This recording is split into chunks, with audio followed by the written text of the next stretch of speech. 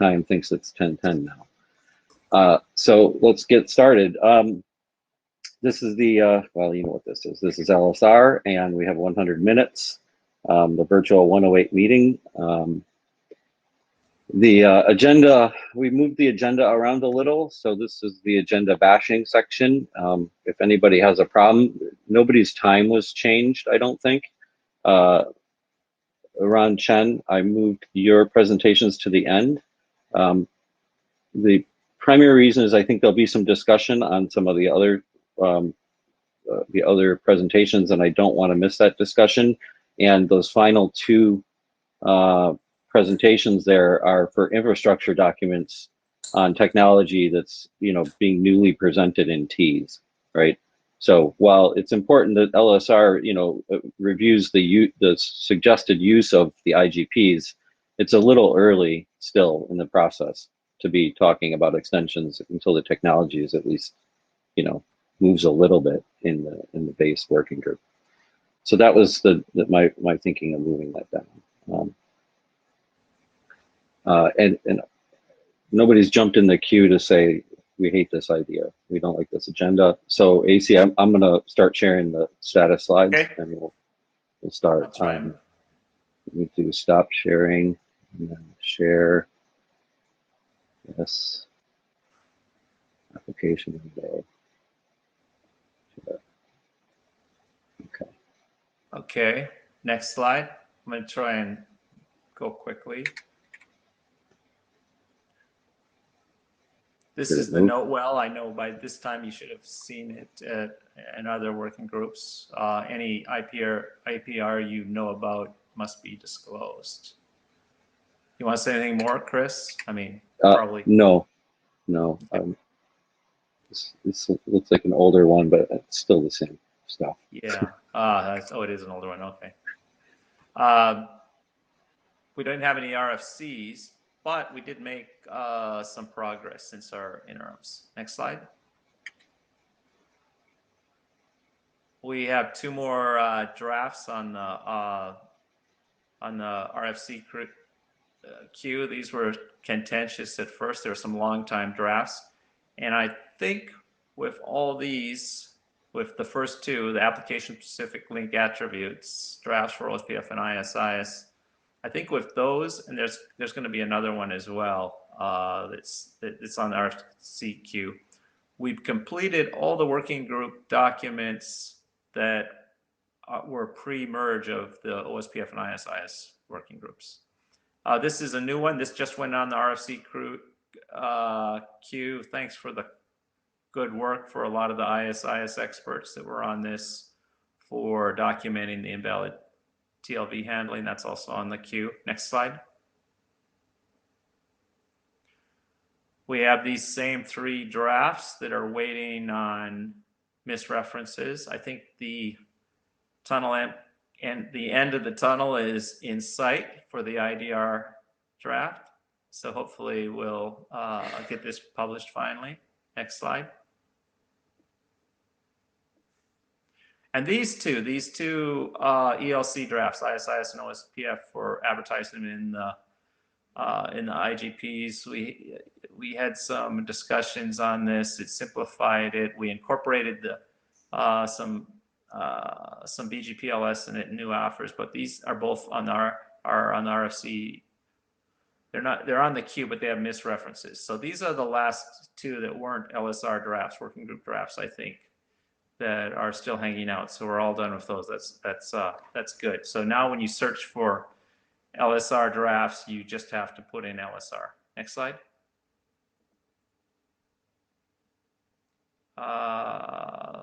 Chris, you want to say anything about this draft? This is still sitting in last call. We should probably open up the discussion to this again. Get it? Yeah. No, I would just say that, you know, we were just waiting for it to clear it, which it has cleared the appeal. I think it's still working its way through. I don't know, you know, through the regular process now, right? I don't know if it's been the network programming I'm talking about, by the way, whether that has cleared like IETF last call. But Peter's in the queue, so I'm gonna accept your audio, Peter. Go ahead. So based on my knowledge, is in the AD review. So I guess it is progressing in the spring working group. Yeah, so I mean, is there any more chance for like it still has to do IETF last call, right? Probably. Yeah, so I'm just concerned, given how contentious this thing has been, that there could be another round of like, is there going to be another round of? Oh, Martin, you could speak to this, Martin. Thank you. Yeah, I can speak to that. Sorry, it took me some time to figure out the right buttons to push. Yes, it's in my hands. I'm about to press the button to go to IETF last call, and that should happen by the end of the week. I was expecting to do that last week, but was off, in fact. Yeah, it could be a contentious working group, sorry, IETF last call. But I don't think it's a good thing to bet on that either way. So I think from your perspective, you should progress as if things would go smoothly.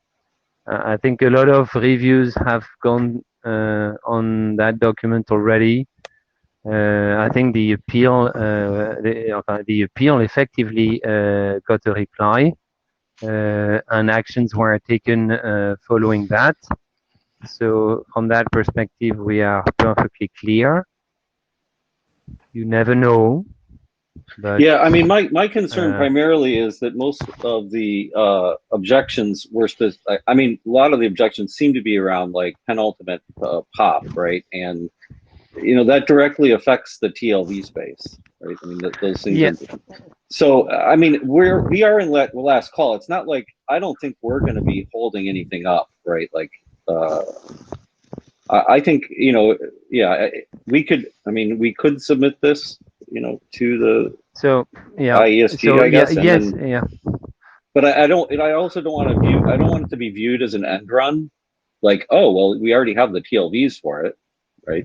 No, yeah. So yeah. So I think that's something you need to be careful about. But I don't well, I don't expect that document to progress faster. And if it was, I think we have means to let the network programming draft progress before that anyway. Yes, indeed, the most of the concerns were about PSP, but the latest update following the appeal, following the chapter review, were on the PSP, and additional clarifications were brought to the document. The use case was added to the document for PSP. So okay. Well, so why don't I think we are on the safe side. I think we are on the safe side. You never know, but I believe we are on the safe side. I think we should count on progressing this between now and the next IETF. I don't, I don't see a reason to stop sharing my screen. I don't see a reason to hold it up much longer. But maybe you do the IETF last call. We'll see if anything crazy pops out right away. Yeah, and if not, yeah. then we can push the button on our submission. Sounds good. Okay. Yeah. Okay. Bear with me. Thanks. Okay, next slide. When you get a chance. Okay, so we're going to have prefix originator covered today. A couple more Yang models that I think they only cover. I think they're ready for last call. I'm on those. We'll take a look at those, and we have this Yang extension for reverse metric. I think that's ready, and then we have. Yeah, I think that's ready for last call too. I looked at that. That's pretty close to ready. And next slide. And in the interest of time, yeah, the dynamic flooding, we're going to have to decide whether we just got the IANA allocations for another year, but that should be close to last call as well, I think. We can have a discussion of that. And Yeah, I think hierarchy, we that- kind of dropped hierarchy because it's one of those things you don't want to standardize with if nobody's going to implement it, because it is sort of, although it's not that long a draft, it is kind of radical. The authors can take that offline. If you want to bring it forward, we can discuss. But since nobody's going to implement it, I think we can put that on hold. Next slide. And then we got these new working group drafts. There's a lot of discussion about the first two, and this first.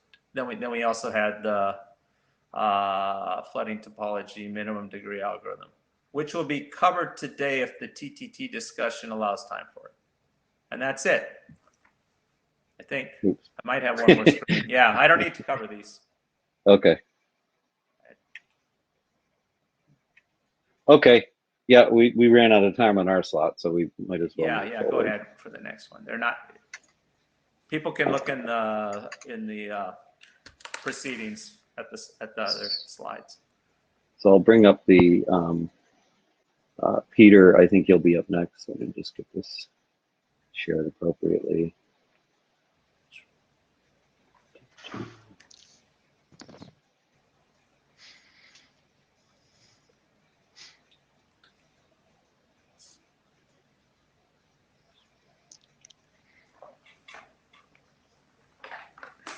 Okay. All right, so it's Peter Pshenak. I'm presenting the FlexAlgo update for the FlexAlgo draft for all the authors. First thing, yeah, we can go to the next slide. First thing is there's no functional change. Last IETF, we've indicated we would like to close the document and do the last call, and Alvaro came and say, well, we would like to have some operational consideration for a few things that are there. So we added the section. It has 3 subsections: inter-area consideration, SRLG exclude rule usage, and maximetry consideration. Okay, I'm going to talk about each of these in the next slide.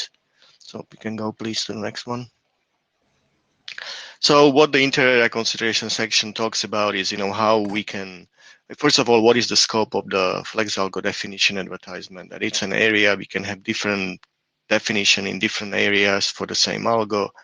It talks about how someone decides to have a single place or a single area from which it wants to source it, how it can be leaked between the areas in ISIS and OSPF.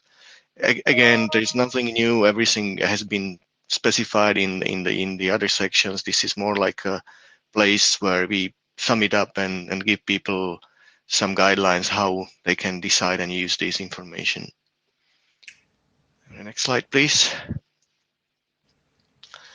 There has been some discussion about the SRLG usage for the FlexAlgo, so to avoid any kind of confusion, we clearly stated this usage is completely independent of the SRLG usage that is being done for the backup path computation.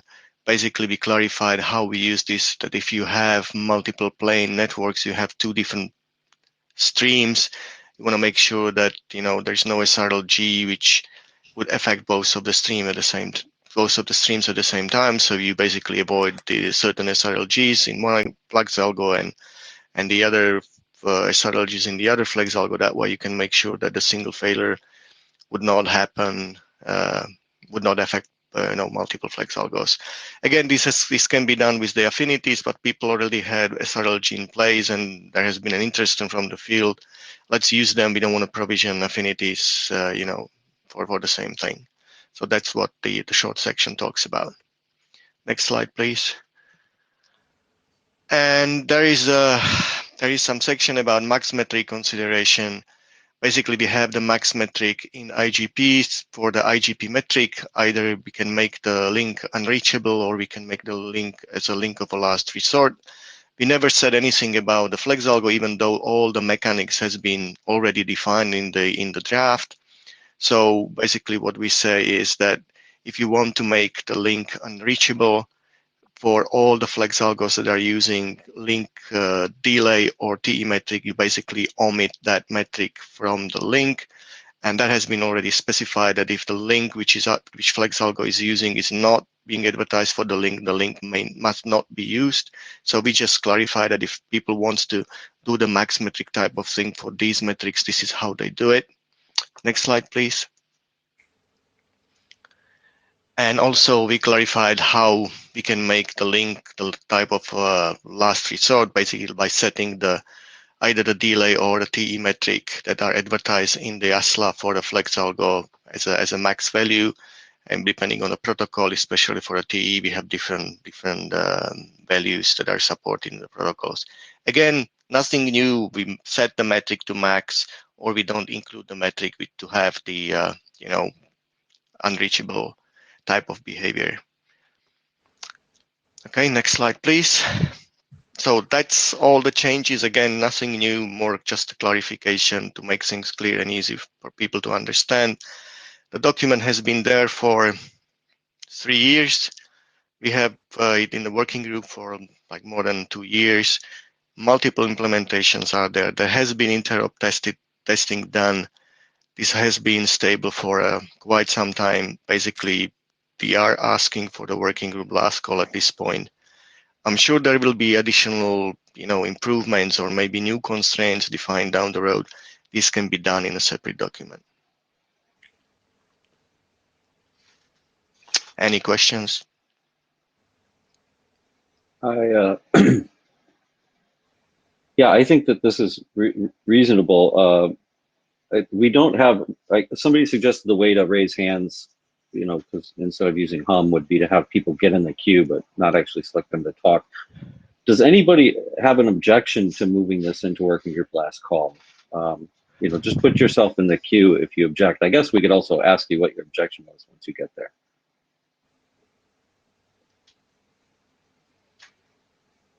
Yeah, I mean, this has been worked on for a while, and I think we're ready to move forward. It also sounds like we've done some good work as far as avoiding IESG discuss, and all the please explain this further stuff going on. Maybe Albert will help with that. Okay. I recently read this draft this week, as part of it. I have some editorial comments. I'll send them. I didn't take them down. I just read the draft over less than an hour. I need to take a little bit more during the working group last call period and capture them and send them to you. You're always welcome. Yeah. Okay. Great. All right. Thanks. You're up next.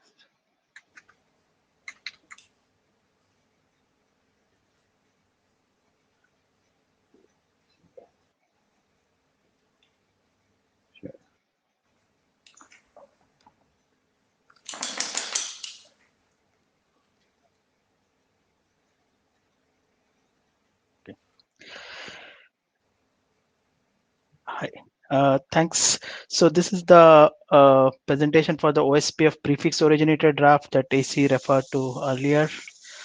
Presenting Ketan Tarolekar from Cisco, presenting on behalf of all the authors. Could we move to the next slide? Sorry, I'm trying to take notes too. Okay, so a quick recap. This was presented first at 103 and it was adopted soon thereafter. What this draft does is proposes a mechanism for inclusion of originator router information, like who was the router that originated a particular prefix advertisement. It covers both OSPF v2 and v3. We have had equivalent specification for ISS, which is already published as RFC 7794. Next slide, please. So before the last version that was posted some weeks ago, this draft had a prefix source router ID sub TLV, and this basically carried the OSPF router ID of the router which is originating the prefix advertisement in the OSPF domain. This would be included in OSPF v2 as a sub TLV of the OSPF extended prefix TLV of the OSPF extended prefix opaque LSAs. For OSPF v3, this was the extended LSAs, using the extended LSA prefix TLVs of different types, intra, inter, external, NSSA, it's applicable to those. So it carries the OSPF router ID. Now, OSPF router ID is not necessarily reachable address of the originating router. In case of OSPF 3v3, it is just a number. It's definitely not. And it's only required to be unique within a OSPF domain, the OSPF router ID. Next slide, please. So in the new version that was posted some weeks ago, we have introduced prefix originator sub-TLV, another sub-TLV, which is similarly included in the prefix advertisement as the one on the previous page. The difference here is that it would carry a unique and reachable IP address of the OSPF v2 over v3 router that originated the prefix advertisement. So for a v4 prefix, it would be an IPv4 address. For a v6 prefix, it would be an IPv6 address. And normally, this would be something like a TE router ID of the originating node. What this enables is the receivers to get the actual IP address of the router originating it, and it also enables propagation of this originator information across domains for external prefixes. So it could be from one OSPF domain into another, or from ISIS domain into OSPF. In those cases, the previous TLV would not have worked in all cases. Next slide. So the reasons for these two sub TLVs and why we are proposing them is that they're both complementary, they're both optional with their own use cases.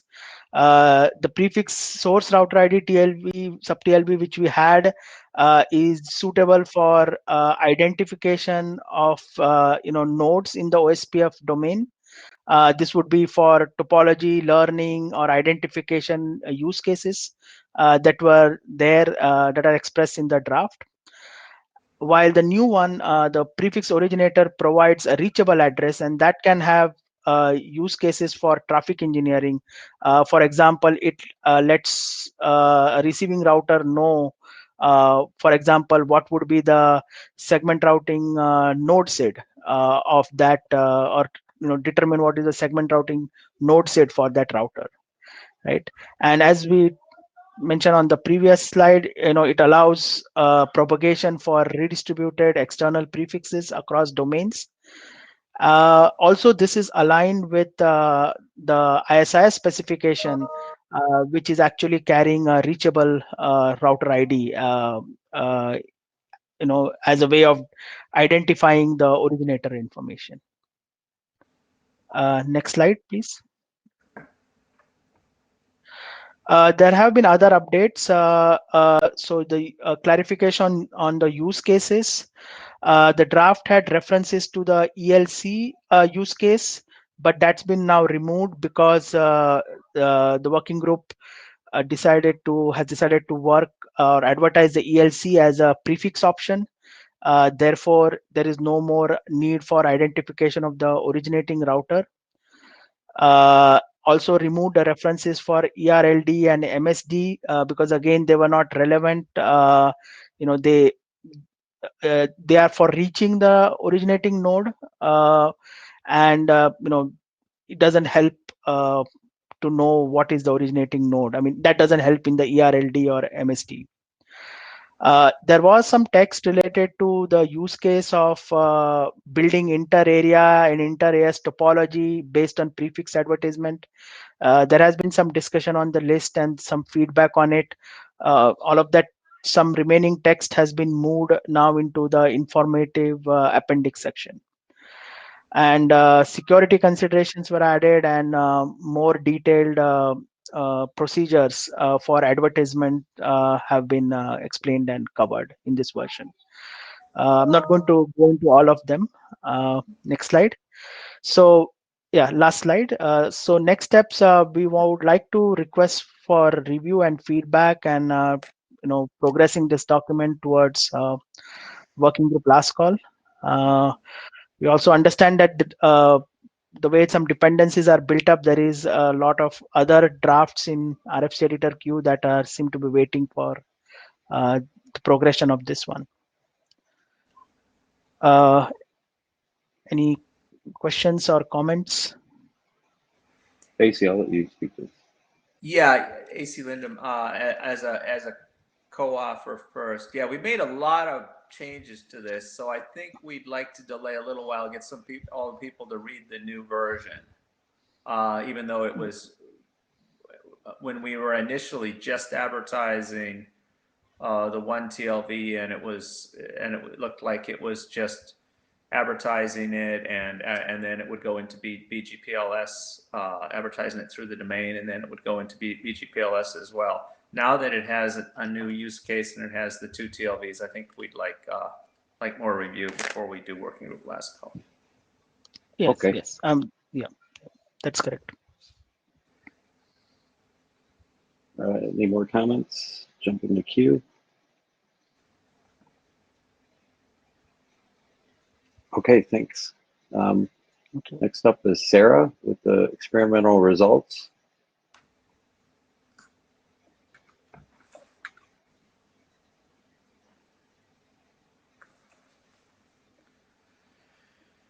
Oops. We have to open it.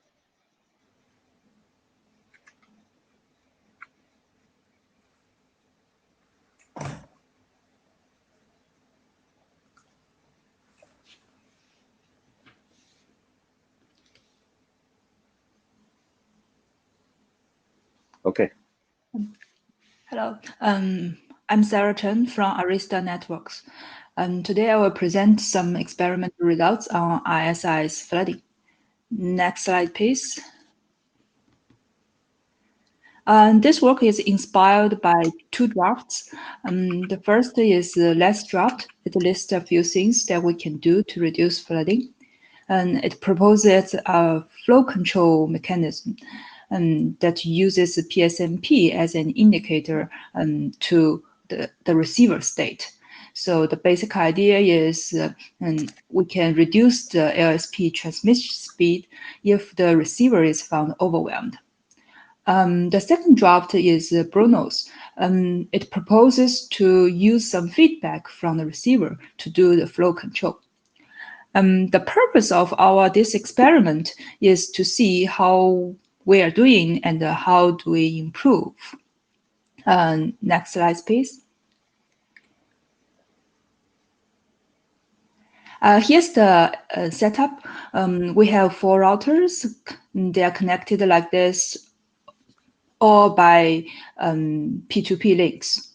So in the experiment, we first bring down the adjacency between router 3 and router 4, the bottom 2 routers, and we inject 2,000 new LSPs to router 4. And then we bring up the adjacency between router 3 and router 4. We expect that router 4 will flood the 2,000 LSPs to router 3. We capture and analyze all the ISS packets exchanged between R3 and R4 during this time period. And then we count the number of LSP retransmissions, and also measure the time and spend for the flooding. Next slide, please. So let's see how the flooding goes with the default setting. So in particular, the LSP transmit interval is set to 33 milliseconds, and the PSNP interval is 2 seconds. Ideally, the 2,000 LSPs will take 66 seconds to flood, but our result shows that it takes about 95 seconds to flood, and there are 803 LSPs are retransmitted. That's really bad for just 2,000 LSPs. So how do we improve? The good news is Yeah, you can move to next slide. The good news is there are so many parameters we can tune for ISS performance, and most likely we can find a set of parameters working for us. But the bad news is most drafts do not tell us what values to use for those parameters. So we need some experiments for finding a good set of parameters. So in this experiment, we'll focus on two parameters. Sorry, previous slides. I just want to say that there are two basic parameters. One is the LSP transmit time, and the other is PSNP interval. And the LSP-TX interval determines how fast we send LSPs, and the PSNP interval determines how fast we acknowledge the LSPs. Next slide, please. So we first reduce the LSP-TX interval. So this table shows the flooding duration and the number of LSP retransmissions for different values of TX intervals. So as expected, no surprise, when the LSP-TX interval decreases, the flooding duration decreases. However, if you look at the third column, the number of retransmissions, we are seeing a lot of retransmissions. So when the LSP-TX interval is set to 1 millisecond, the number of retransmission is huge. More than half of the LSPs are retransmitted, and the flooding duration is more than 10 seconds. In the ideal case, it will only take 2 seconds if we use 1 millisecond as the TX interval. So further reducing the LSP-TX interval doesn't seem very promising because of the large number of retransmissions. Next slide, please. So will TX flow control help here? So let's propose an algorithm to reduce the LSP-TX speed if the number of unacknowledged LSPs is big. I tried, but I didn't get good results. First, the algorithm has so many parameters to set, I don't know where to start. So I picked some set of parameters, but they don't work well in terms of flooding duration. Then I think about why.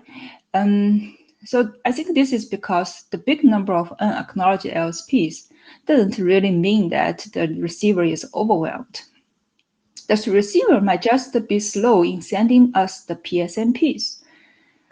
But this algorithm reduces the TX speed regardless. This causes the longer flooding duration.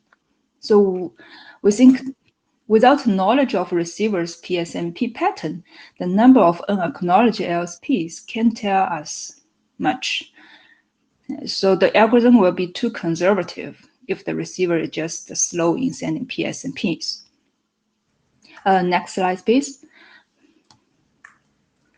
So next thing, I tried accelerating the PSPs on the receiver side, trying to reduce the number of retransmissions. Actually, both drafts mention the need of prompt PSNPs. And here's the paragraph in last draft. And it lists the trade-off of setting the PSNP intervals, but we don't know how much delay should be. Next slide, please. And here's what says in Bruno's draft. So it mentions in Bruno's draft, it proposes actually send the PSNPs when the number of unacknowledged LSPs exceed a certain threshold. This is the second approach listed here. It suggests some values, 10 or 90. Yeah, and so we are trying to find what's the best PSNP interval and or the PSNP threshold here for our experiment. Next, please. So before choosing the parameters, we just review the trade-off here. We know that the PSP, if it's sent too slow, it will cause retransmissions. If it's too fast, then we're gonna waste the bandwidth, queue space, and so on. So what's the best strategy here?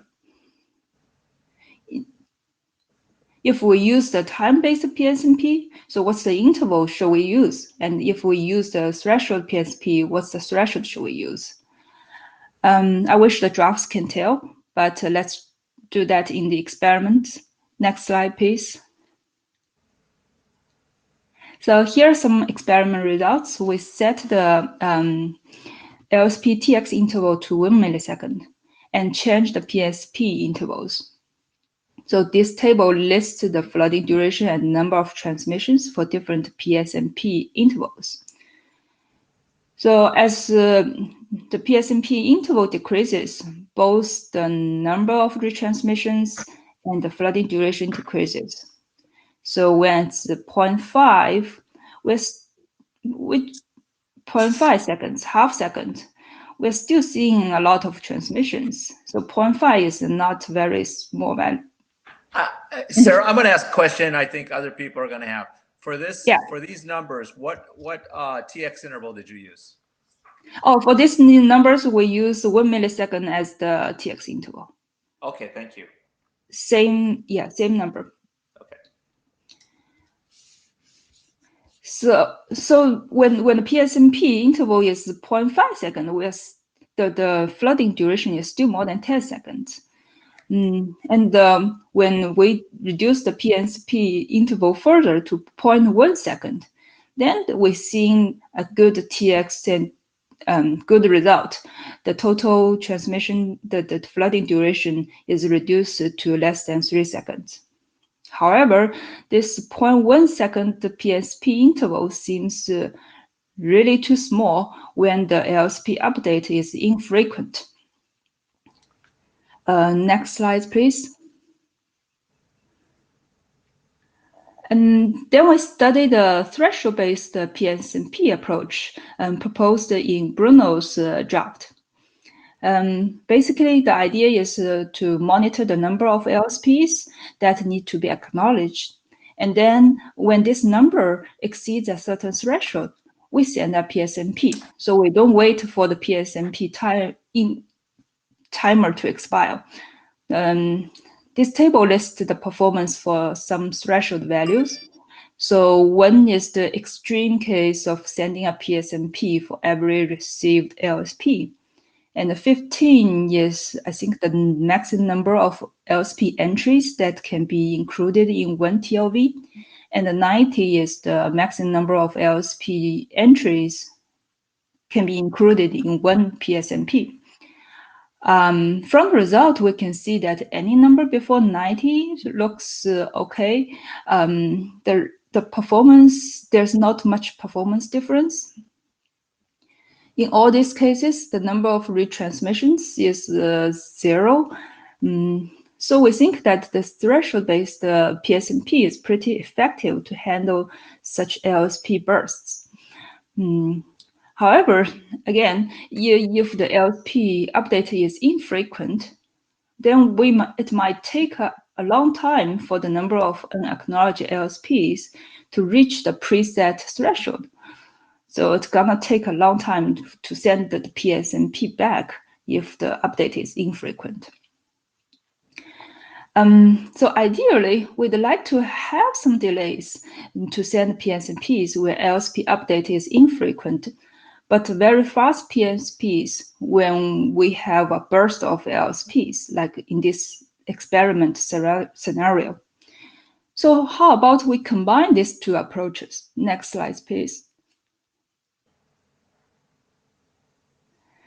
So when the LSP updates are not frequent, then the threshold will not be reached. So the time-based approach will apply. And for a bursty LSP, like in this experiment scenario, the threshold will be triggered before the PSP interval expires. So we think that these two PSPs approaches can coexist nicely. So here I show you the result during our experiment. So by just reduce the flooding duration to 1 millisecond, the LSP TX interval to 1 millisecond, and adding a threshold-based PSP, we will bring the flooding duration down to 3 seconds without any retransmissions. So here are 4 scenarios, starting from the first initial result, and then we just reduce the TX interval. The third row is we send the fast PSPs with 0.1 second PSP interval, and the fourth row is we just add a threshold based. Next slide, please.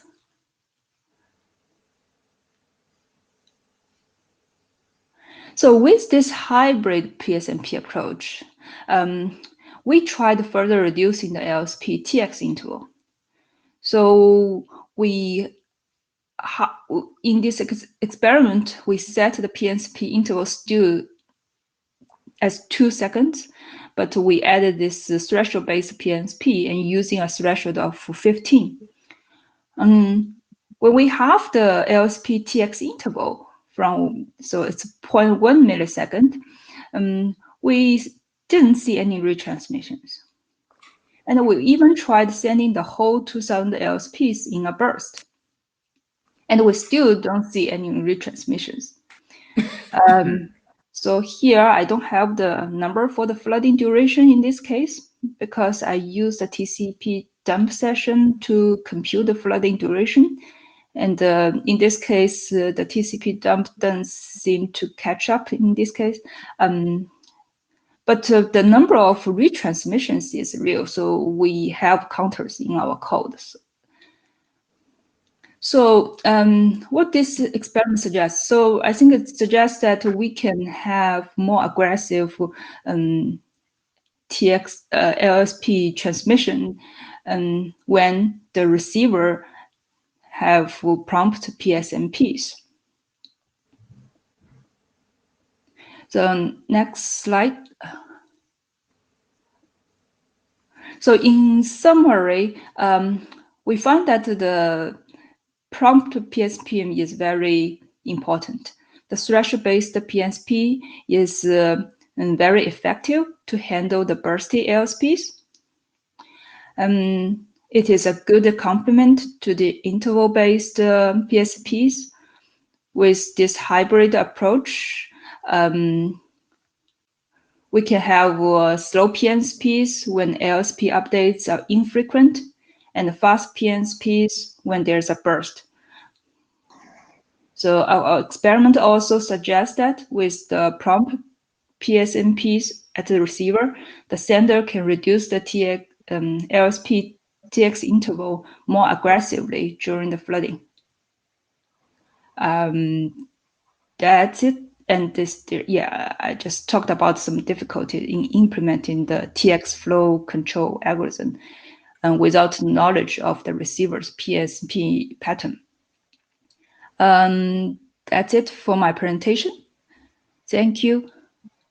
Thank you. This is fantastic. It's really what we had asked for during the interim, I think, and it's very useful to have done this. Before I get to the queue, I guess I do have a quick question.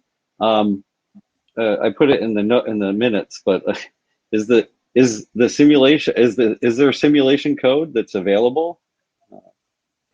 Because I have all these questions about, like, did you try this value? Did you try that value? Or what happened when you did this and that together? So I'm sort of curious. It'd be awesome if this was, open source or available to try it out. I use our production code and just change the parameters in the code. Yeah. Okay. All right. Let's get to the queue. Actually, the threshold-based PSPs is I just put that in the production code already. Okay. AC, it starts from the top, right? So is it Edward? Right. Yeah, I just Yeah. added. I think I added Edward. Oh, yeah, okay. Hello, do you hear me? Yes. Yeah. Yeah, thanks. For starter, I would like to say big thanks for good research. It's very good. My question is, what was the authentication? I mean, in real production, ISIS typically have some signature for security reasons, something like HMAC, MD5, or whatever. Because HMAC by itself will ADD something like at least 100 or probably 200 millisecond to every LSP check. And this additional latency in the loop will greatly influence all results. Did you have any HMAC for authentication purposes? No, I don't have that for the experiment. Okay, that's it. Edward, I think that's a little bit high. Maybe you should put that to the list. I don't think many commercial implementations add that much with MD5. No. It's definitely so long because it's by definition. If you would like to have a really good security protection for HMAC, you have to have higher computation to be really sure that nobody could take NVIDIA graphical user card and do brute force. It's against brute force. It's on purpose. It's very long on purpose against brute force. Okay. Well, that wasn't in the test. We'll go to the next one.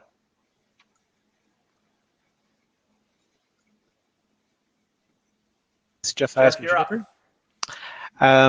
Again, thanks for the presentation. My comments are that it's nice to see these things. The results are somewhat similar to what we tend to see when we're doing TCP performance tuning for things like BGP.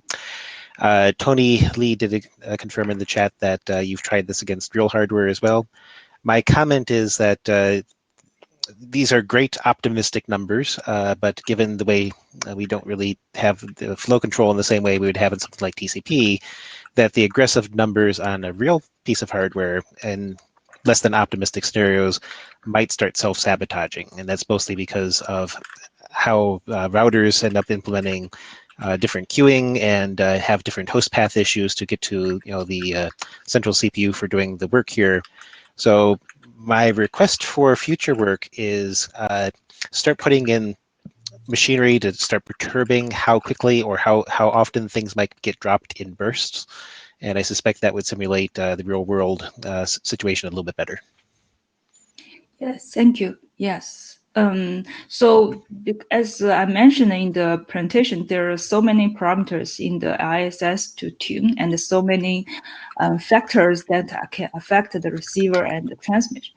So the purpose of this experiment, which is in a very simple setting, is to just show the correlation of this TX interval and the PSP interval. So I think there are tons of work on this area. Thank you for the comment.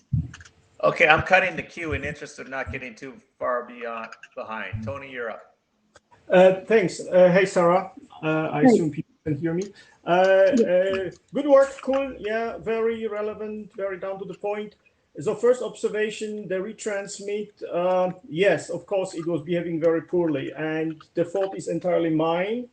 I assumed, which was of course wrong, that everybody is retransmitting as fast as they can, because that's what I normally do. I have a very greedy retransmission.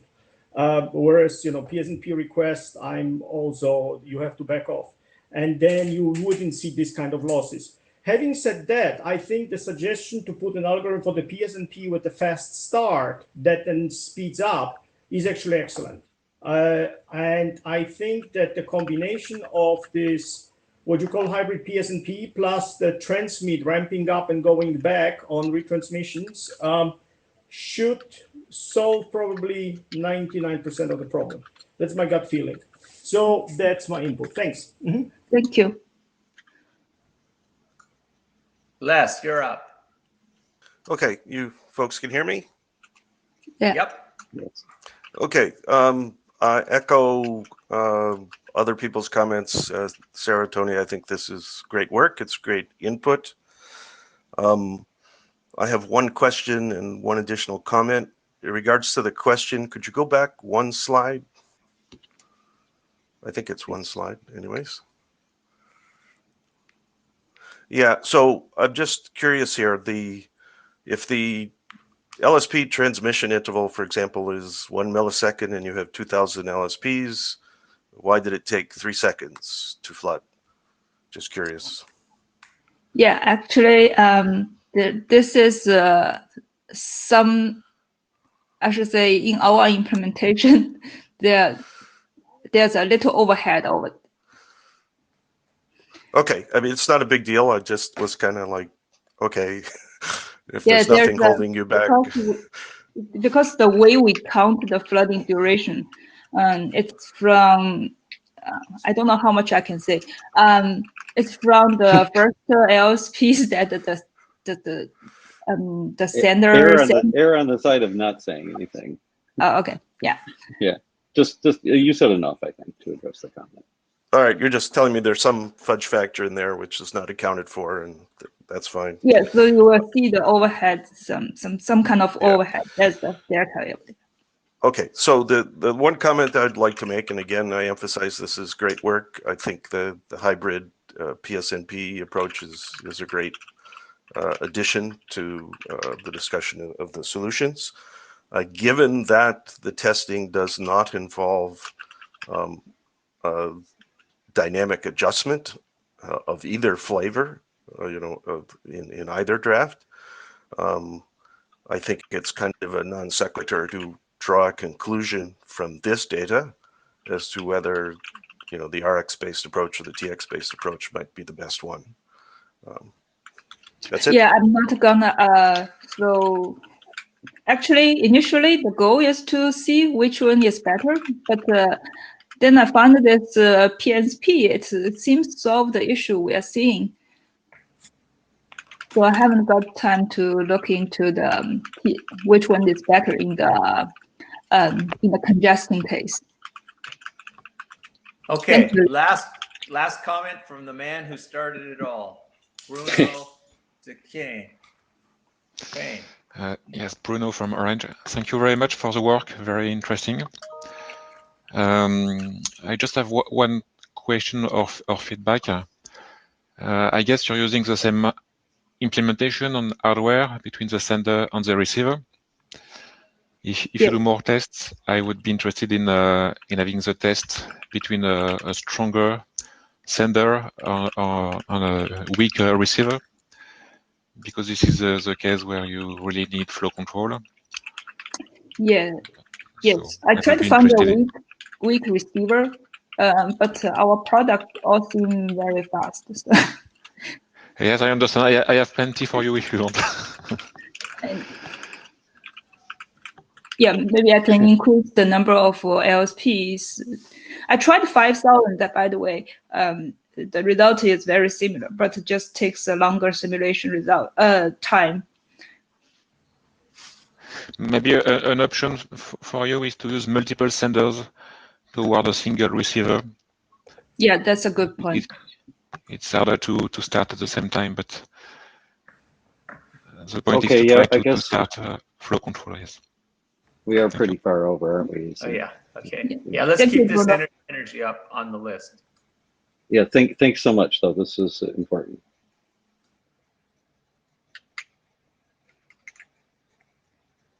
Mimo.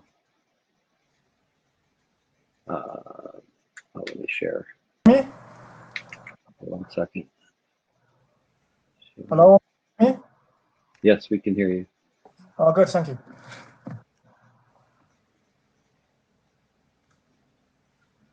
Okay. Hi, everyone. Today I'm going to talk about the ISS TTZ.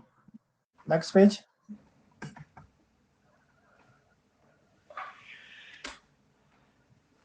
Originally, we have a TTZ draft which contains solution for abstract zone to a single virtual node. So this will include ISS extension and OCF extension. So we also have solutions for smoothly transfer a zone to a virtual node and then roll back. So this solution also have extensions in ISS and the OSPF. So in this latest version, so we remove the OSPF extensions. And also we have some kind of editorial changes. So regarding to smooth transfer between a Zoom and a virtual node, so I just want to talk about a little bit more. I think this one, without this smooth transfer solution, so we will have more traffic interruptions. So with this smooth transfer solution, and then we will reduce the surface interruptions. Because we have some kind of experimental implementation for OSPF TTZ, a simplified version, which abstract Zoom to Zoom's edges fully connection. So without any smooth transfer solution, and then we did some testings, and then we have traffic interruptions. So with a solution for transfer from a Zoom to a virtual entity, which is Zoom's edges fully connection, so we almost no surface interruptions. That means that solution for smooth transfer between Zoom and a virtual entity or virtual node will reduce the surface interruptions. I think this is we verified that. So next page. So I just want to brief the progress of this draft. In 2013, we submitted third version, which includes solutions for abstracting a Zoom to a single virtual node. A Zoom is a piece of topology of an area or block of area. So this is, I think this is the first draft relating to this kind of abstraction.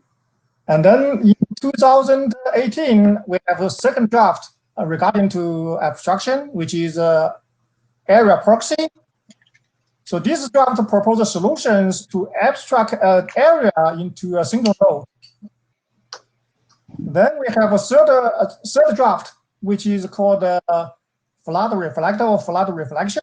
So this draft is submitted in 2019. So the solution in this draft is to abstract an area to the area's edges connections through one or two or more reflectors. So you have three drafts for the same purpose, which is reduce the linked state database, or say for network scalabilities. So I think it should be reasonable to have an adoption call for these three drafts for the same purpose at the same time. But we have adoption calls for the second two drafts, the last two drafts in June sometime, and then these two drafts has got adopted. So this put TTZ at a very disadvantaged positions, I think. So after the area proxy and flood reflection, these two drafts adopted, and then we have discussions on the mailing list whether TTZ should be get adopted, and then we have lots of discussions on the list. I think at last, I think we still have the advantages such as TTZ can reduce the safety interruptions because it includes the solutions for smooth transfer from a Zoom to a single node. And also TTZ can make operations simpler. These are two advantages. I think most people agree. So in the discussion on the list, we have a good number of supports and a few objections. I think from these objections, I think the reasons, some objections for the reasons that they think the TTZ and the area proxy, there's no big difference between these two drafts. That's one set of reasons for objection. I think there's another reason is that the smooth migration is not that important, and also smooth transfer from a zone or area to a single node is very challenging. I agree. The solution for this transfer is very challenging. I know, because we put a lot of effort on this problem, and also we have done some experimental implementations about smooth transfer, and then we know it's very challenging, but we have confidence that we can have some kind of good enough solutions. And another set of reasons for objection is that they just don't want this kind of TZ additions. So that's roughly, from my point of view, I get from this. So next page. I think right now, for the TTZ, we started working for a long time, and then we put a lot of effort, and then we are working on the implementation. This one, as the other two drafts, they're also working on the implementation for their drafts. So at this stage, I would so what should we move forward? Merge or adopt it as an experimental, because we already have two drafts has been adopted as an experimental. I think if the third one has an experimental, I think it should be okay. And then we do some experimental implementation, and then maybe and finally we come to merge it into one draft.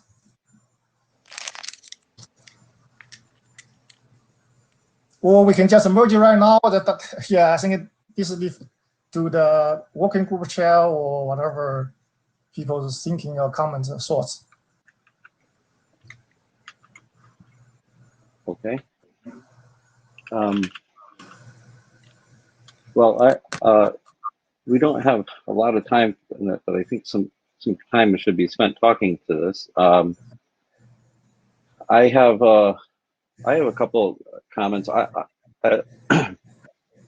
mean, as a chair, this is with my chair hat on. I really wish that we would only have one between area proxy and TPZ. I understand that there's differences and I understand that you guys, the authors, tried to work together at one point, and it seemed like, I guess, the differences of opinion couldn't be bridged. Part of the problem, yeah. So I guess that's why we're here where we're at. And part of the reason, I guess, we also tried to go experimental was because we thought we might get here, right, to this point where we had multiple solutions, you know, and then do we do this fallback position where we let the market decide, right? The other chair comment I have is, you know, what you said, most people think it's good, right? I don't know that that's the case. I mean, I know there was a lot of people that put +1s up there, but, you know, how many different operators said it was a good idea, and how many different vendors said they want to implement it, right? I'm not saying that that should be a barrier to adoption, but I'm not sure that you can claim most. And on the flip side of that, what I saw was a lot of experts that have a lot of industry knowledge, right? A lot of people who've actually implemented ISIS, deployed ISIS in the field, dealt with complex code having bugs, and then, you know, that bringing down operators' networks. Well, those experts think that this is overly complex, and that adding in the transition and having zones instead of just an area boundary, while they do add some value, what they bring to the table, is not enough value to compete against the complexity. So, I mean, I'm just summarizing what I read on the list, right? And so from the chair point of view, if we move forward with this as a working group document, you're going to have a lot of industrial knowledge and wisdom that's not going to partake in this, right? So they're not going to, I mean, people are not, if they don't think it's a good idea, they're not going to sit around and review and give you feedback, right? So you're going to progress without that. And ultimately, if it does get into submission to the IESG, that's going to have to go into the report. It's going to have to be that we had a very rough consensus on this work, and that, you know, many experts in the group did not agree with it. So that's for with the chair hat on. I just want you to be aware of that. Okay, let me chime in as well with the chair hat on. First of all, I think your timeline is sort of a misrepresentation, because the draft did go forward once, and it was quite different, and it was rejected by the at that time ISIS working group, and then it expired and it sat dormant until it came back as a Me Too draft after the area proxy and flood reflectors. So it's not really the same. And then it became, and I don't know if, I don't know what it was, why it was changed in 2013 to get rid of the single node abstraction, but that wasn't the initial one. And then it morphed last October to be more like the area proxy in terms of that. So, and I'd also go with Chris. I saw that it had there were a lot of +1s. I'd wonder how many people had actually read the draft that did the +1s. Probably some of them actually did read it. But besides that, that's speaking as a chair. Now, speaking as a working group member, the other two drafts that were adopted are just much, I mean, granted, they may not be as ambitious, but they're just much better specified. And I too share the concern with the distributed algorithm. Maybe you have a lot of stuff when you did experiments to do the transition, but those distributed algorithms, these things don't all happen at once without handshaking across the whole routing domain of the zone. So I don't think the transition is adequately specified to really be as seamless as is claimed in the draft. I mean, you can try and sell that, but you haven't sold it to me. And that's all. I mean, we can take more of this offline and what we do with it. But I don't think it reaches the quality of the other two drafts, even though it has higher goals. So regarding to AC's comments, so in 2013, in the draft contains two solutions. One solution is to abstract a zone to a single node through select a zone DR, which is equivalent to a zone leader. That leader generates LSP for the virtualized node, single node. That's one solution. So the second solution is that we abstract a zone to zone's edges fully connection. So there are two solutions in there. So right, but when it was resurrected in recent history, it only included the edge, the full mesh of edge. Yeah, when because it was first during the progress of this draft, because people want to just focus on one solution, so we just focus on one solution, a simple solution, which is the abstract zone at the edges fully connection. That's the history of this draft. And then, because as you mentioned that, so people interested in abstract something to a single node, so we just bring back our solution, which we published in 2013 to the draft, right? Okay, So well, you know, I don't think you don't have to defend the changes too much. It's an individual draft, and you know, and putting it forward and trying out different things is fine. I think personally, I'm not sure the working group to just debate that. But you know, and that goes for AC's comment too, I guess. I mean, you know, what matters where we're at, and what we're not. So as a working group member, I read through it, and it kind of feels like throwing pasta at the fridge, right, and seeing what sticks. I mean, you've got you've got a node, and you've got a mesh of edges, and then even for transitions, you have like just do the transition. You know, have two adjacencies on the link at one time. Although it doesn't specify how that works when point to point, since that wouldn't work. And then you have the mechanisms with the new TLVs to do the transition. You know, anyway, it doesn't feel finished. It doesn't mean that it can't be finished. But you know, there's a lot of like different options, right? And we don't want to end up there. right? We don't want like the Perl thing going on where you can do things 10 different ways. We've never wanted that in this working group, I don't think, right? We also try to go for KISS solutions, right? Keep it simple, silly, or something else, right? But I mean, and I think this is running up against that. Right? It doesn't seem like we're keeping it simple with all these options and stuff. Yeah, I think in the draft we have a couple of options. I think we will reduce that options because the draft we want to maybe discussion, and then we have just converge to one options. That's right. And regarding that seems reasonable. Yeah, I mean that's a reasonable thing to do. But I think we need to move on though, unless you really want to respond to something stronger. So I just want to clarify another point. So for smooth operation, so I think in the list or whatever they said, oh, this is fake. No, this is real because we do the experimental implementation. So before we have smooth transfer solution there, we have surface interruptions. So after we implement that one, and then we can check there's no routing interruptions. So similar for this one, if we don't do anything for smooth transfer, we will have surface interruption because those we have when we abstract a zone or area to a single node, we will have adjacencies ups and downs.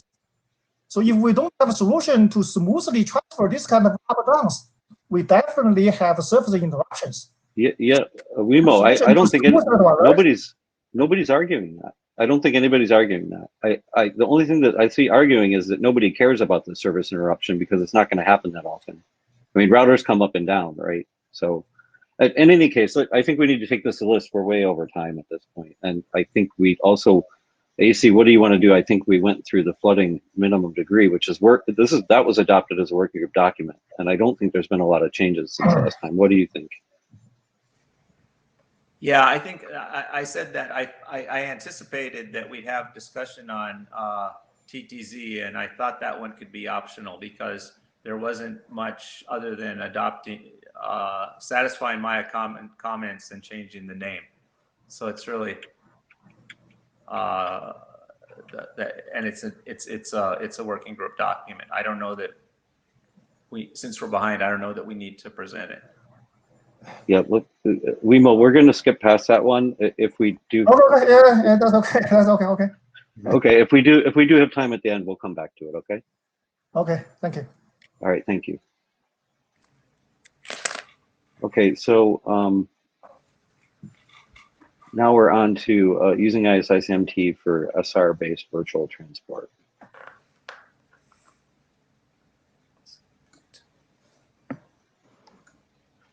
It's not giving me the option. There it is.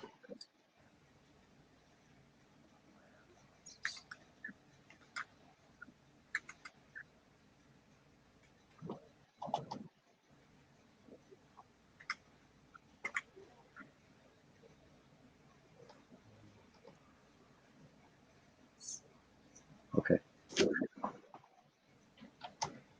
Okay. Can you hear me? Yes. Thank you. This is Chen Hao from China Telecom. I'm going to talk about IGP extensions for segment routing based VPN. Next slide, please. This slide is about background. VPN plus framework is described in draft IETF is enhanced VPN. VPN is introduced as a virtual underlay network with required topology and resource characteristics. SR4 VPN Plus is defined in drop-down Spring SR4 enhanced VPN. That associates SRCs with different set of network resources for packet processing, and resource-aware Cs can be used to build resource-guaranteed SR virtual networks. And this document describes the MT-based control plane for SR VPN. It means about the distribution of the VPN information to network nodes and the controller. Next slide, please.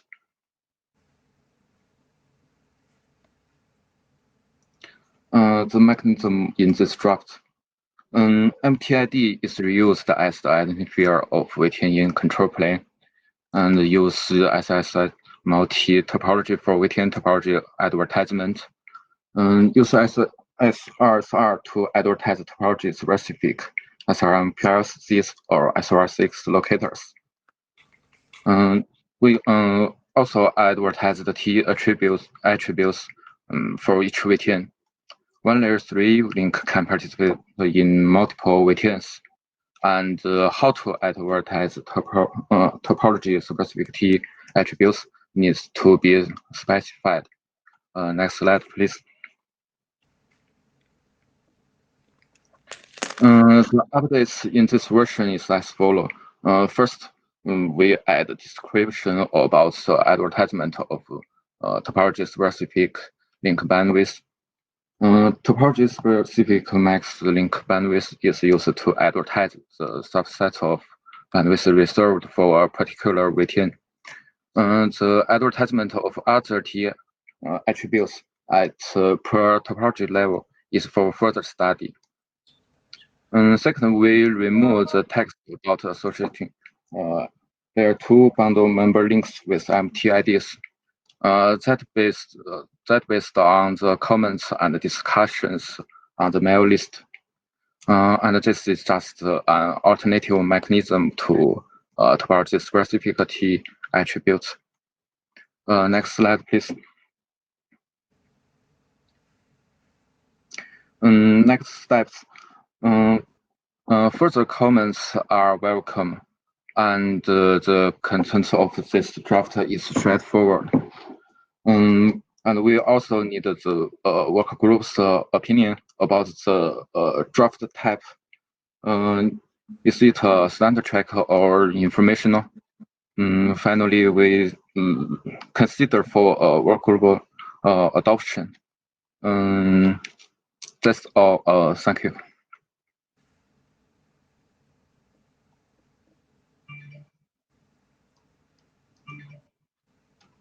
Okay, Tony's in the queue. Tony, you got the mic. Thank you. Tony Lee Arista. Have you considered using FlexAlgo for this? It seems like you could simplify things.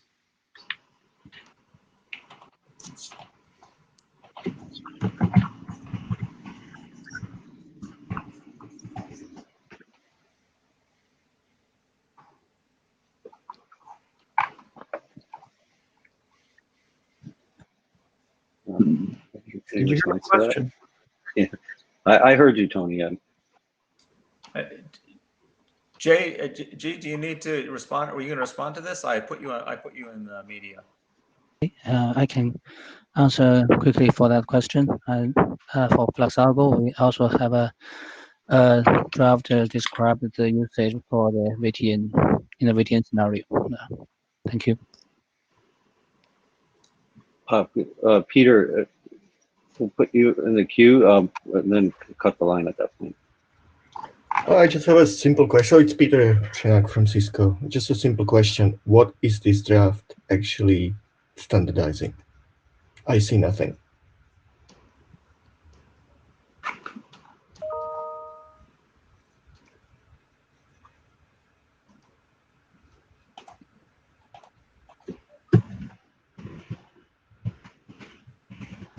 Okay. Okay. Cheng Hao, we can't hear you, I think.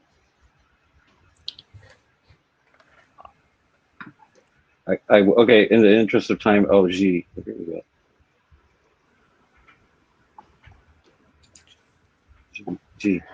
We had some discussion on the mail list about the specification of how to use the topology T attribute to advertise information at the topology level, which is not fully specified within the multi-topology RC. So we think this is some useful information in this document. So we are open whether this is a standard track or informational. This we need some feedback from the working group on this.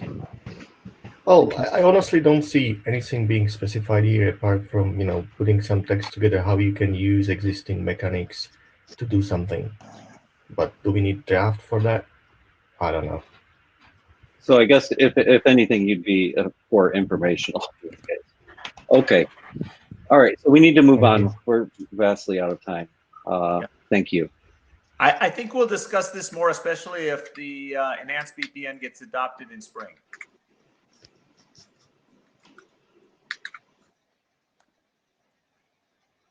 Okay. All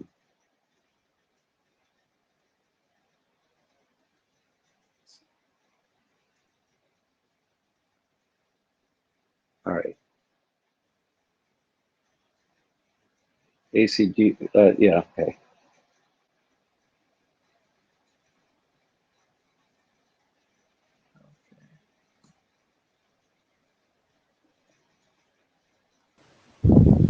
Yao? Hey, sorry, there's something wrong with my network before, so I reconnected. So let's start. Hi, this is Yao Liu from ZTE, and my presentation today is about the IGP extensions for SR service segments. Next slide, please. SR service programming is already a working group draft, and there has been quite a few deployments. The main idea is to associate services with SYS to achieve service function chaining in network in SRv6 and SRMPS networks. There's already a draft about the BGP extensions to distribute the service set information, and this draft defines IGP extensions for service segments. So if the service functions are deployed in IGP domains, the service information can be distributed along with the SIDs. Definitions of many fields in the IGP extensions are the same as the BGP LS draft, but there's still some differences. Next slide, please. So first is the ISIS extensions. New sub-TLVs for SRv6 and SYS sub-TLV and SRMPS prefix this sub-TLV are defined in this draft. So far, we are not sure whether there are scenarios requiring advertising the service information along with the adjacencies, so it is not defined in this version. And the traffic type indicates if service function is IPv4 or IPv6 or L2 Ethernet capable, and the service type categorizes the service function type, such as firewall, load balance, etc. These two fields are the same as the BGPOS draft. And we define the proxy flag in this draft to indicate the SR proxy type. P flag is mainly defined for the SRMPS. And in SRv6, although most types of SR proxy defined now are associated with network programming functions, which can be advertised with endpoint behaviors, the P flag is still useful if the proxy of certain type cannot be associated with a network function, or if the user wants to define a new type of proxy for private use.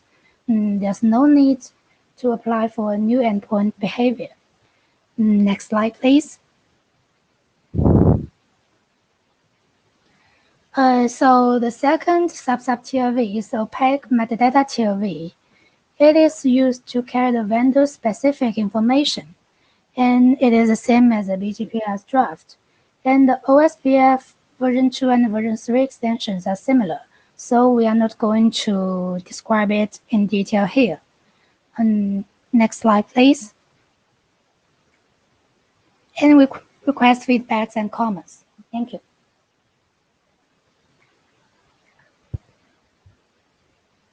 Yeah, I don't see him in the queue, but you saw my comment that I don't see why this has to go in the, it's not, the information isn't associated with a prefix that's already in IGP. I don't see why this has to go in the IGP.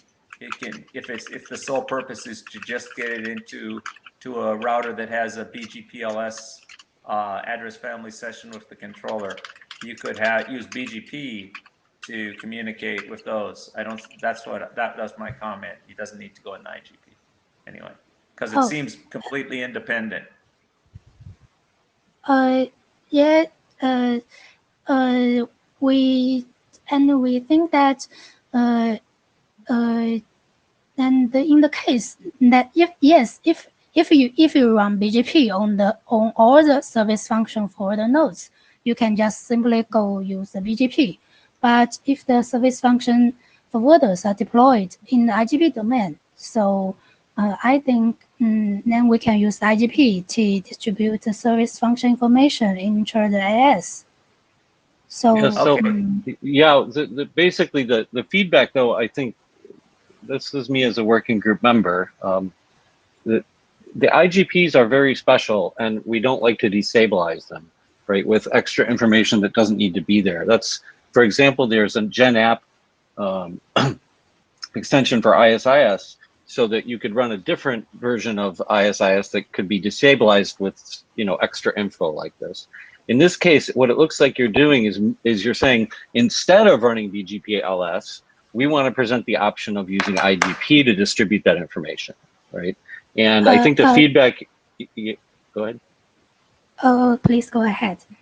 I was just going to say the feedback I think you're going to get is BGP-LS was designed to carry this type of information, and the IGPs really don't want extra stuff in them. So, you know, like minimizing the BGP-LS to maximize the use of IGPs is probably not going to be seen positively. Yes, and and the main purpose of this draft is not to want to replace the BGP to advertise such things. We just want to provide the information to BGPS. So if you can right, but see you're using BGP, you're using the IGP as a transport, and that's really super frowned on, right? Instead of having multiple BGP-LS speakers, you're saying, well, we'll just transport the information in the IGP to the final BGP-LS speaker, right?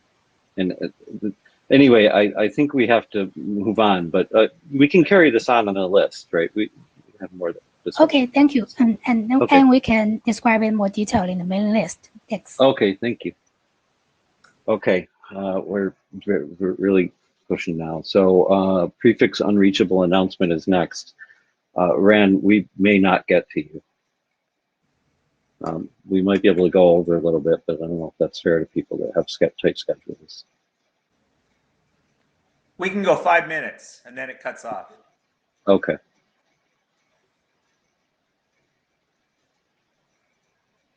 There's interesting discussion on working group chairs about that. Yeah.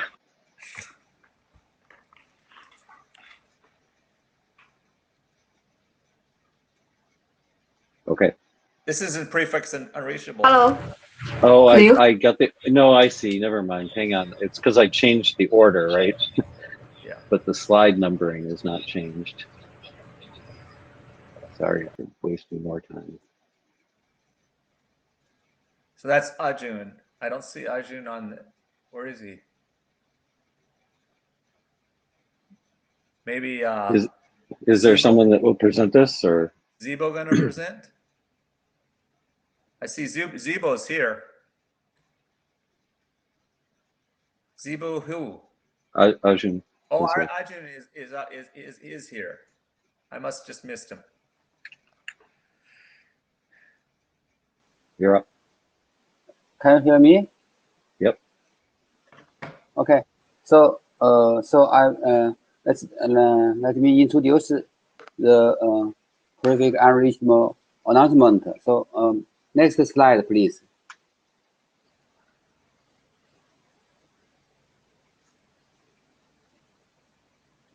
Uh-oh. Next slide, please. Is motivation showing, or you want to go past? Hello. Next slide, please. Yeah. Yeah. AC. Okay. No. Yeah. Yeah. Okay. This one. It seems like you're delayed in seeing the change. Yeah. Okay. So.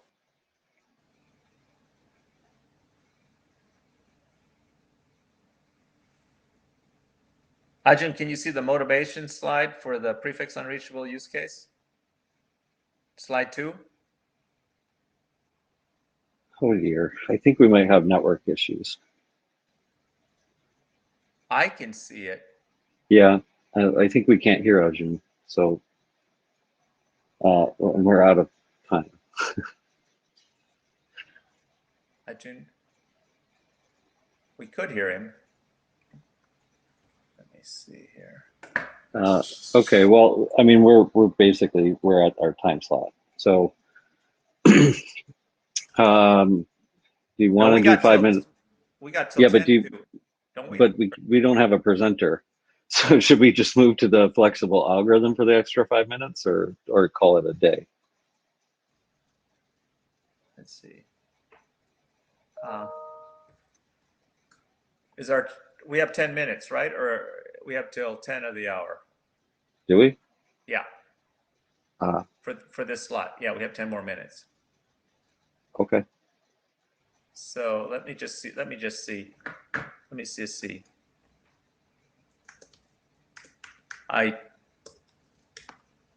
You're right. I thought we had. Okay. That's the first one. That's the one that starts at 11 a.m. Okay. I'm going to bring up Ron. I'm going to bring you up on IGP Flex algorithm with L2 bundles, and we can come back to this one, I guess. Yeah. Okay. Oh, 10 minutes. I didn't realize we had it. Yeah.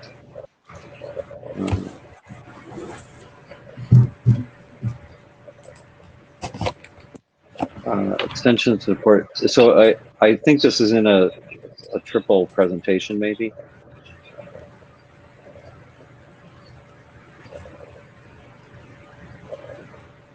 Rand, can you talk to make sure we can hear you?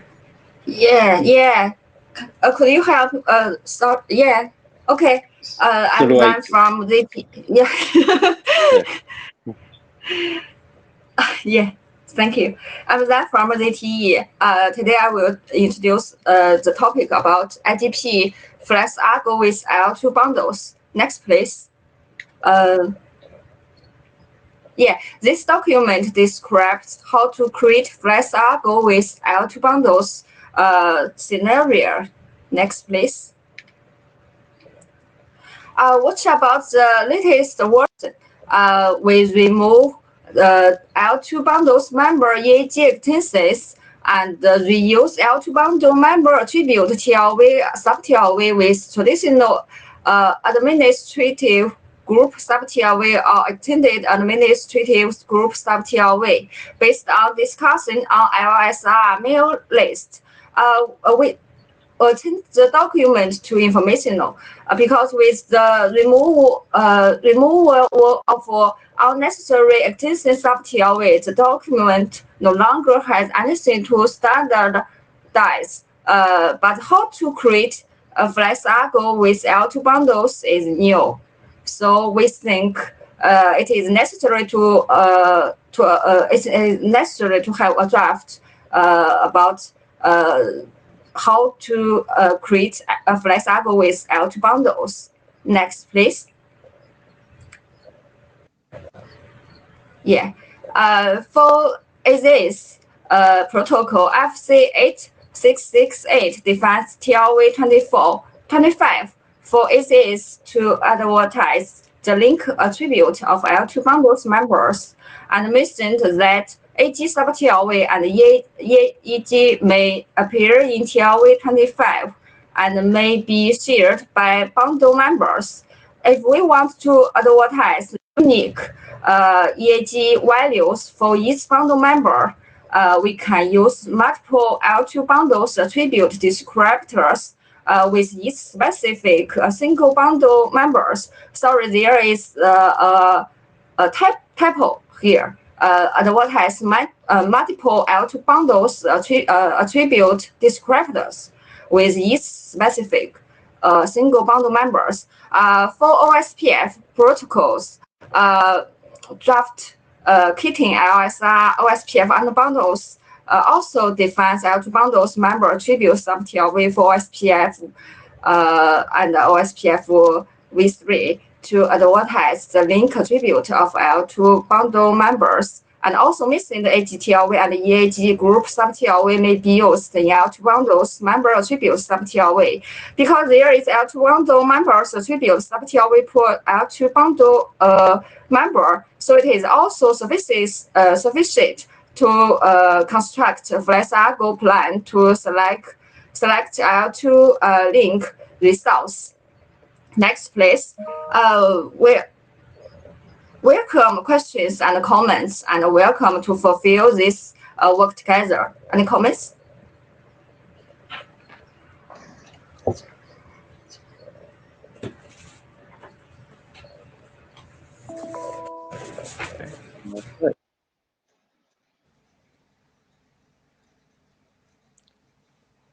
Should we try and see if Arjun can talk again? Yeah. Maybe June, can you join the queue? See if we can hear you. Or you're only sharing video. You're sending your screen, not your. Yeah. Turn the video off and the audio. Send your audio. That's the microphone. Okay. Oop. You don't need to share. Yeah. Okay. See if just speak now and see if we can hear you. Can I share my screen? No. No, we haven't hard enough time with your audio. If you try to transfer video over it, it probably would be even worse. Everyone else can see your slides. I'm bringing them up right now. I can tell you what slide you're on if you'd like, as long as we're able to hear you. Okay, I'm sharing the motivation slide. Can you see that? Slide 2. Slide 2. Okay, I can see the slide. Can I begin now? We can hear you, and it's on slide 2, motivation. Yeah. So please go to the next slide. I have introduced this slide again already. Slide 3, PUA mechanism review. Slide 4. Prefix unreachable scenario. Sorry. Yeah. Okay. So this is the scenario for the PUA. You know, normally the ABR will do the summary work, and only the summary address will be announced to another area. But when a node or link failure, a router in other area will not be notified. I think as we introduce the such situation will be exacerbated for SRv6 based VPN solution. So next slide.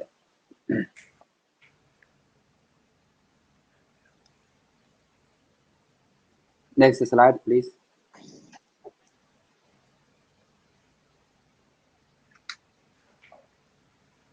You're on slide 5. No, I think he wants the next one. 6.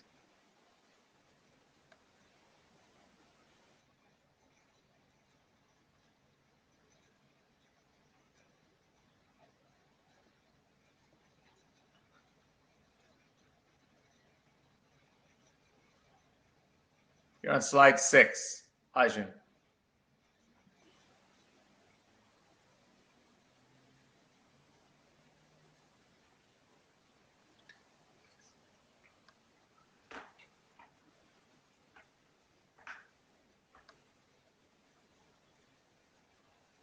Well, we do have a good discussion, I think, going on the list, don't we? Or did I see some discussion? There's a lot of. I mean, there's a lot of problems. I suggested that they just use the tunnels. If they have they always keep connectivity between the two ABRs, either intra-area, either through the area or using the tunnel that they have as one of their fallback solutions. And I'm suggesting they just use that for the duration of the outage, and we don't try and mess up the protocols with all this signaling. That was my suggestion. Yeah, there was some reply to that. Here, somebody's in the queue. Let's try to make something useful of this. Praveen? Hello, could you hear me? Yes. Yes. Yeah, just to have a couple of basic questions on the proposed changes to OSP of LS update. This prefix unreachable, how different it is with the already existing mechanism to withdraw a route, you already have LSA, summary LSA, where you can fill max age, right, in order to flush. Does it mean only in case of summarization this comes and rescues for the specific prefix? Yes, it's only when you're summarizing. Okay. The second question is on BGP. The first slide says the BGP gets notification. So, but there is no specific relation between OSPF and BGP, right? Means it's just IGP. How we can say it notifies to BGP? I guess the assumption is, Arjun seems to have trouble with his audio. I guess the assumption is the BGP endpoint and the IGP instance are on the same router, and there'd be some internal communication. Okay, I also see. There's a lot of things. There's a lot of ways to solve this problem. Speaking as a working group member, I should qualify that.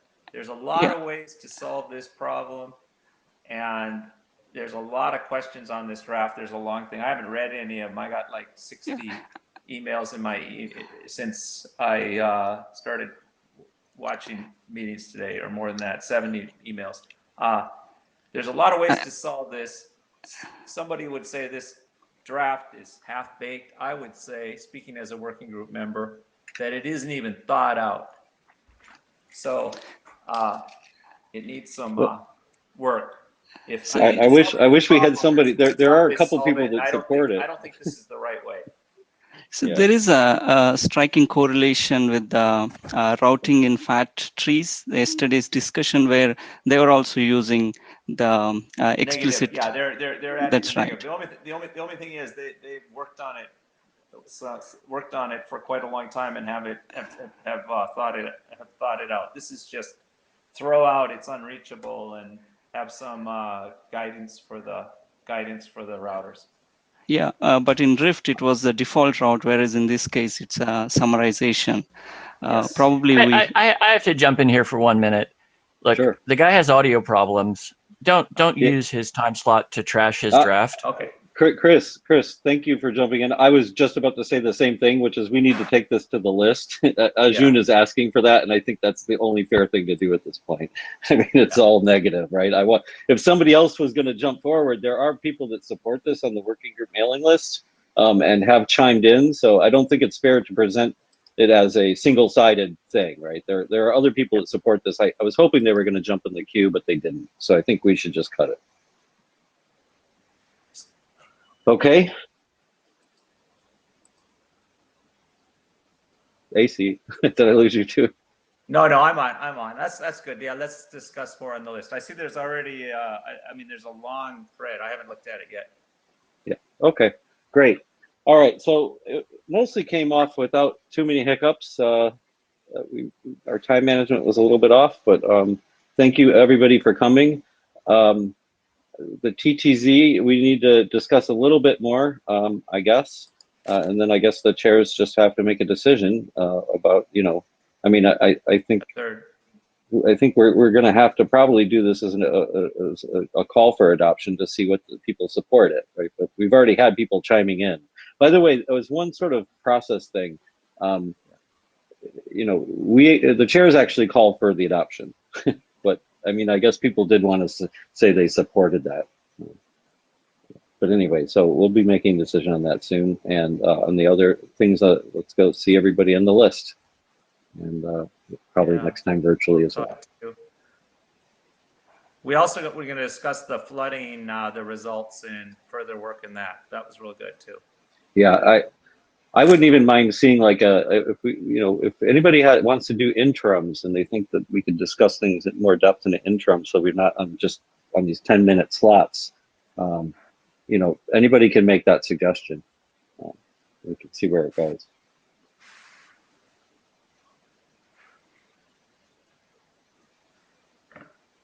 Okay. Thank you, everybody. See you next time.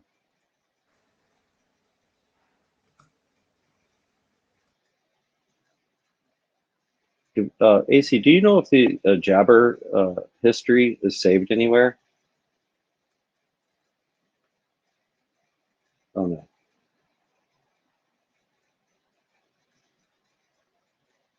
Are you talking about the chat window? Yeah, the chat window. I want to capture all that if it's not. I copy paste. Oh, okay, you got it all? Yeah. Oh, great.